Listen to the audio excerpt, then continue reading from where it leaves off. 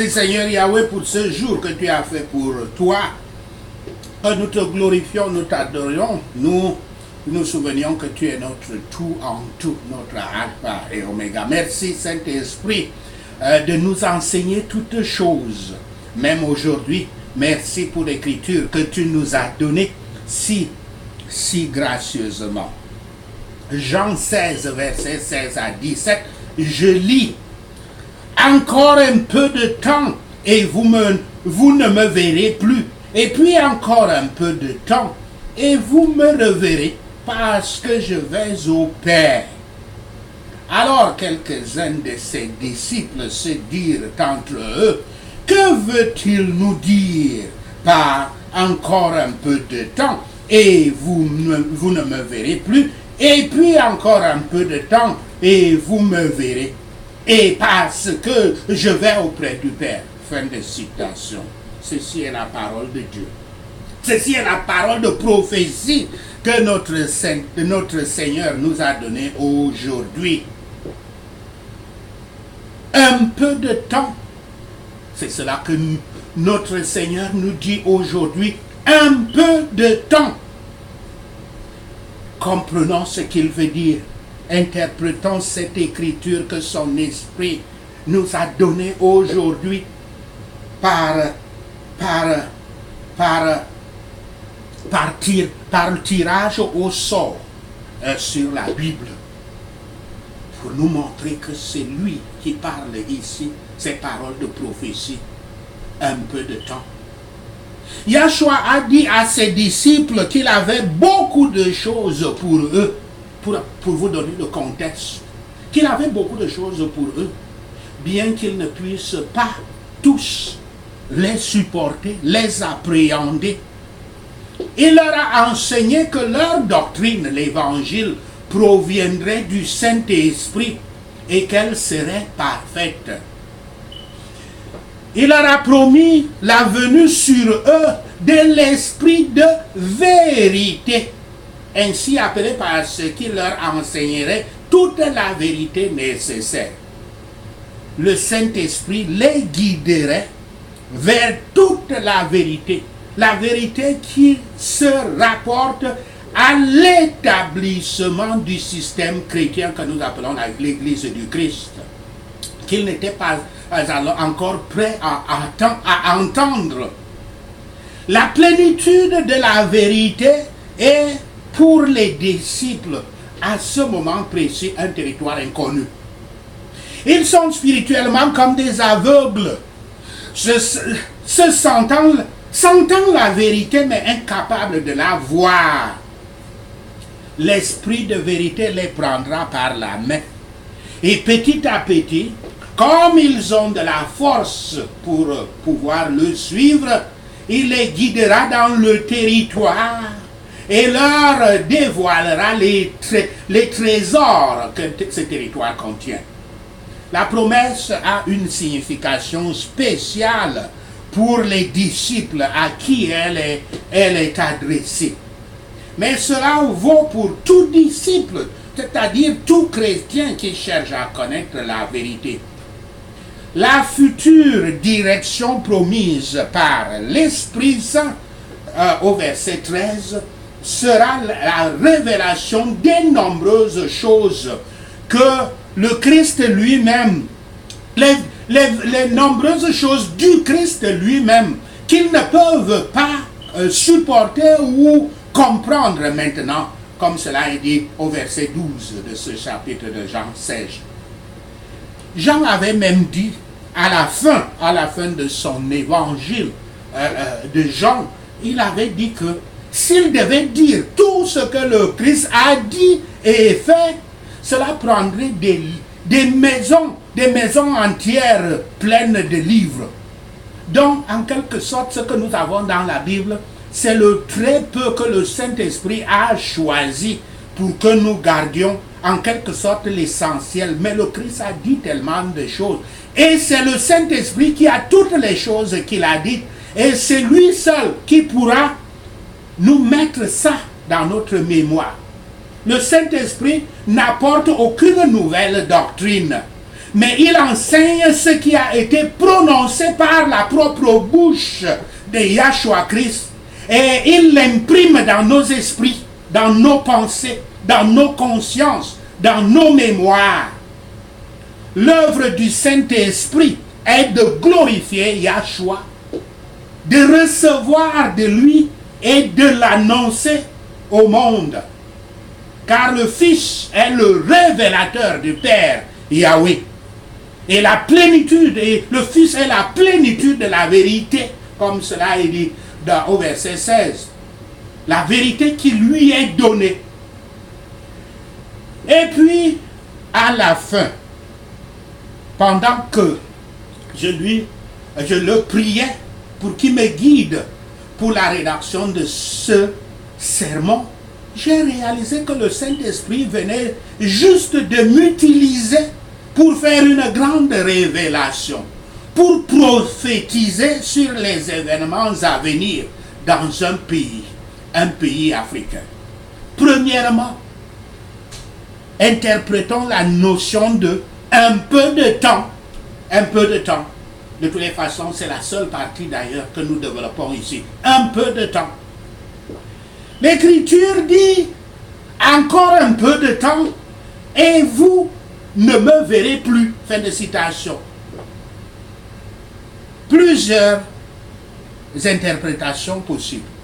La meilleure lecture d'abord est un peu de temps et vous ne me verrez plus. Le temps ici peut probablement se rapporter à celui entre le moment où il leur parlait et sa mort. Ce qui veut dire qu'il devrait rapidement leur être enlevé par la mort. Ça veut dire ceci. En très peu de temps, après cela, après avoir fait une prière pour eux, enregistrée dans le chapitre qui suit le chapitre 17, il entra dans le jardin où Judas et sa bande d'hommes le rencontrèrent et le saisirent, le lièrent et ils le conduisirent d'abord à Annas, puis à Caïphe et de lui à Pilate. Quand tous les disciples l'avaient abandonné et s'étaient enfuis et ne le virent plus dans son état mortel, excepté Pierre et Jean. Il a accepté son procès, a été bientôt condamné et crucifié et mis dans la tombe sombre, la tombe silencieuse, où pendant un temps, il était hors de vue. Et l'Écriture dit, et puis encore un peu de temps, et vous me reverrez. Fin de citation. Le temps mentionné ici peut être l'intervalle entre la mort et le jour de la Pentecôte. La vision peut aussi être comprise de la présence de notre Seigneur dans la personne du Paraclet que nous voyons dans Jean 14, versets 18 à 19, à lire, comme cela est confirmé au verset 23 de ce chapitre.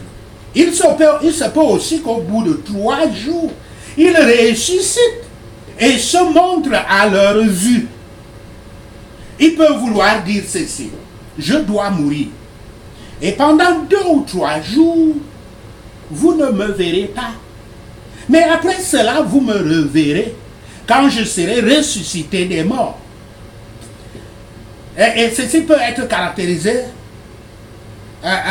Il peut aussi représenter les 3 jours et 3 nuits de Jonas dans le ventre de la baleine, quand il est apparu et a été vu par ses disciples à leur grande joie.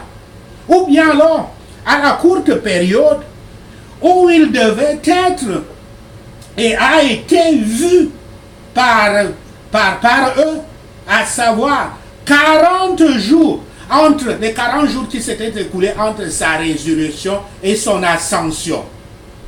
Trop long, hein, car il n'était pas nécessaire qu'il le fasse, car il avait d'autres œuvres à faire pour lui-même et pour eux. Et l'Écriture dit alors, parce que je vais auprès de mon Père, fin de citation, car je vais à la gloire éternelle, de sorte que je serai beaucoup plus présent avec vous que je ne l'étais auparavant, car alors vous sentirez vraiment ce que je suis et ce que je suis capable de faire. Parce que une partie du plan dit que je devrais monter vers Yahweh mon Père. Il est nécessaire que je sois ressuscité de la tombe. Et alors vous me verrez et vous aurez des preuves que je suis toujours votre ami. Nous pouvons comparer ceci à Jean 7, verset 33. Voici donc 3 événements importants annoncés pour consoler les disciples. Cependant, ces 3 événements étaient énoncés de telle sorte que dans leurs circonstances et avec leurs préjugés, cela paraissait difficile. Il paraissait difficile de le comprendre. La grâce de l'Esprit Saint est un miroir très distinct dans lequel le Christ est vraiment contemplé, est véritablement contemplé par les yeux les plus vifs de la foi et non pas par les yeux flous de la chair. Et par cela, nous ressentons une joie continuelle, même au milieu des douleurs. Et l'Écriture dit, alors, quelques-uns de ses disciples se dirent entre eux, fin de citation, la question découle de ce qu'il a dit et dont nous venons de parler. Donc, ils s'écartent et discutent la question en privé. C'est au-delà de leur compréhension. Et cela semble être contradictoire. Car, avant l'effusion du Saint-Esprit sur eux, ils étaient habités par beaucoup d'ignorance. Et quoi qu'ils fussent accablés de chagrin en ce moment, et qu'ils gardèrent leurs sentiments royaux leurs sentiments nationaux d'un royaume temporaire, parce qu'ils croyaient que, beaucoup comme Judas croyaient que le Christ allait être un roi séculier. Ils comprenaient très peu que le Christ leur parlait de sa mort, qui leur parlait de sa nature, qui leur parlait de son utilité, et qui leur parlait de sa fin, et qui leur parlait aussi de la réalisation qu'il avait, de ce qu'il avait prophétisé, en disant que sur ce temple, il ne restera pas pierre sur pierre. C'est pourquoi certains pourraient faire la motion d'abord et ensuite se renseigner. Je cite, et il se pose dans la question, je cite l'Écriture, que veut-il nous dire par encore un peu de temps et vous ne me verrez plus, et puis encore un peu de temps et vous me reverrez. Fin de citation. Il ne savait pas ce qu'il voulait dire par là. Une étude de Hébreux 10, verset 37 peut nous aider à bien connaître, à bien comprendre cette expression un peu de temps, selon la vue de l'apôtre Paul. Je cite, encore bien peu de temps, et celui qui doit venir viendra. Il ne tardera pas. Fin de citation. Citation dans Hébreux 10, verset 35. La connexion est la suivante. Je cite, vous avez besoin d'endurance, fin de citation, car, citation, la fin n'est pas encore venue, fin de citation, citation de Matthieu 24, verset 6. Vous recevrez la promesse, car le Seigneur viendra sûrement, et cela bientôt. Donc, expliquons donc cette notion en peu de temps au regard de Hébreux 10, verset 37. Un peu de temps, plutôt un très petit moment. L'expression est remarquable et inhabituelle.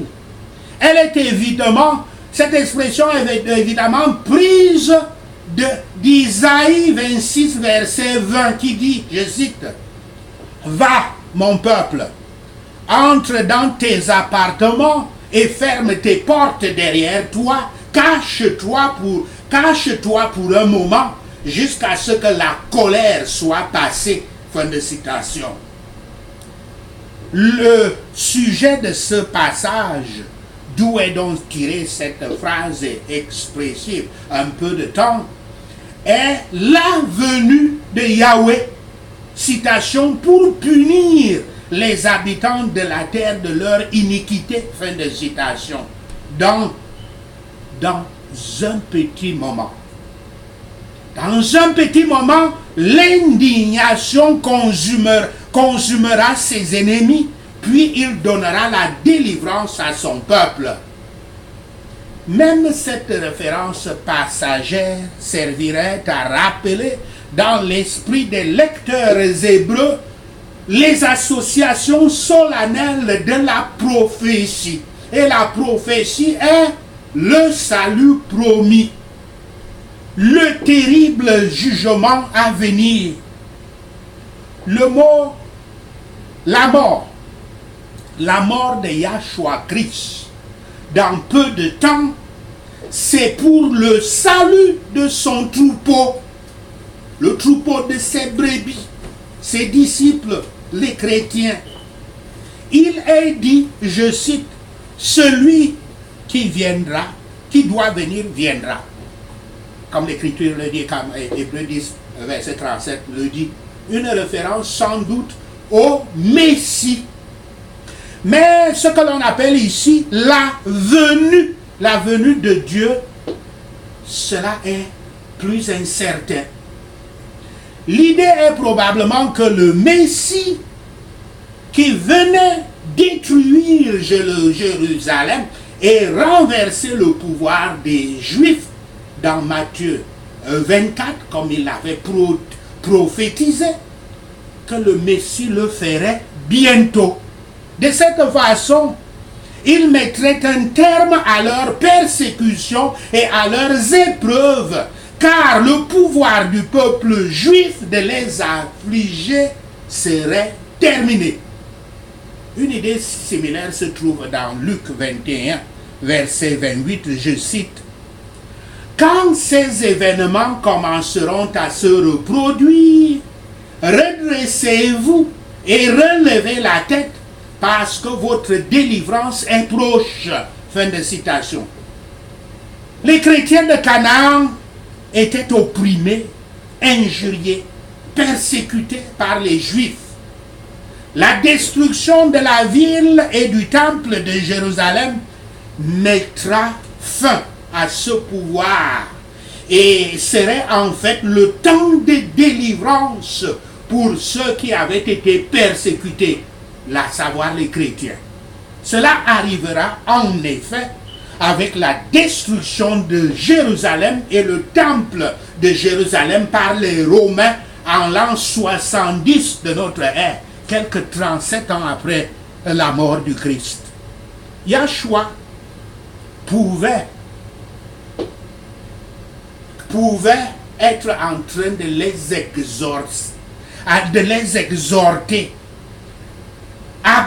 à persévérer patiemment dans leur fidélité à lui pendant le petit temps d'épreuve qui leur restait. Le même encouragement et la même consolation pouvaient être encore employés. À tous les affligés, Christ peut être en train de... l'Écriture est en train de dire, celui qui doit venir viendra bientôt. Bientôt. La prophétie aujourd'hui, c'est que le temps de l'affliction n'est pas long. le temps de l'affliction ne sera pas long. Bientôt, le Rédempteur apparaîtra pour délivrer son peuple affligé de toute sa douleur, pour le retirer d'un monde de la douleur et des larmes, et pour relever leur corps de la poussière, et pour les recevoir dans les demeures où les tribulations sont toujours inconnues, comme cela est dit dans Jean 14, verset 1 et 1 Thessaloniciens 4, verset 13 à 18. Le Saint-Esprit nous a donné cette écriture aujourd'hui pour une bonne raison. En ce jour de Yah du 20 mai, qui correspond à la fête controversée d'une journée nationale au Cameroun, en Afrique. Le 20 mai 1972, les dirigeants du pays violèrent la constitution fédérale qui était alors en vigueur, organisèrent un référendum illégal interdit par la Constitution dans son article 47 et trahirent la minorité anglophone en mettant fin à la fédération qui conditionnait leur indépendance par l'union avec le Cameroun francophone. Depuis décembre 2016, plus d'un an déjà, la minorité anglophone du Cameroun est massacrée au quotidien. Ses visages sont brûlés avec les personnes les plus faibles. Dans des maisons sont brûlées. Des millions de personnes sont forcées à vivre dans les buissons et au Nigeria voisin, juste parce qu'elles ont osé exprimer leur demande d'un système fédéral, du retour du pays à un système fédéral. Les jeunes anglophones ont finalement eu recours à la résistance armée pour protéger leur peuple du génocide. Et puis alors, en quelques jours seulement, cette semaine, dans une tournure inattendue des événements, alors que nous nous plaignions encore que l'ambassadeur américain au Cameroun soutenait ce régime oppressif et ne tenait pas compte du génocide en cours des anglophones, le président américain Donald Trump a dénoncé les meurtres d'innocents anglophones et a appelé le vieux dictateur Paul Biya à démissionner dans un langage qui ne souffre pas d'interprétation autre.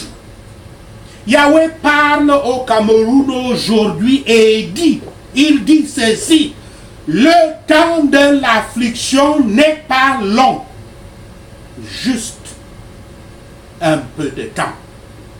Juste un peu de temps. Dans peu de temps, nous verrons le libérateur du peuple camerounais, en particulier le roi Cyrus du peuple anglophone. Sachez ceci, et le Seigneur Yahweh vous bénira. Prenons ce point de prière. Prions à la louange de Yahshua le libérateur, parce que lui, c'est le grand Cyrus des peuples. Cher Yahshua, grand Seigneur et libérateur, quand le roi David pria pour la liberté de sa prison, la libération de sa prison, il n'était pas derrière des barres de fer. Il se cachait dans une caverne. Alléluia. Il est évident qu'il se sentait poursuivi, piégé et seul. Alléluia. Il est également évident qu'il jouissait d'une grande liberté pour reconnaître son désespoir et demander pardon. Alléluia. À cause de ton grand amour pour nous, je choisis le chemin de David aujourd'hui au nom de Yahshua le Messie. Par ta parole, grâce et esprit, Seigneur Yahshua, tu m'as déjà libéré de nombreux emprisonnements serviles. En toi, je te prie. Alléluia. Tu m'as déjà libéré de la peur de mourir, car tu as dérobé la tombe de sa victoire par ta résurrection au nom de Yahshua le Messie. Tu m'as déjà libéré de la crainte du jugement, car tu as été condamné à notre place sur la croix au nom de Yahshua le Messie. Tu m'as déjà affranchi de la tyrannie des faux évangiles, car seule ton œuvre et ta justice nous rendent agréables à Yahweh au nom de Yahshua le Messie. Tu m'as déjà libéré du mythe de l'autonomie, car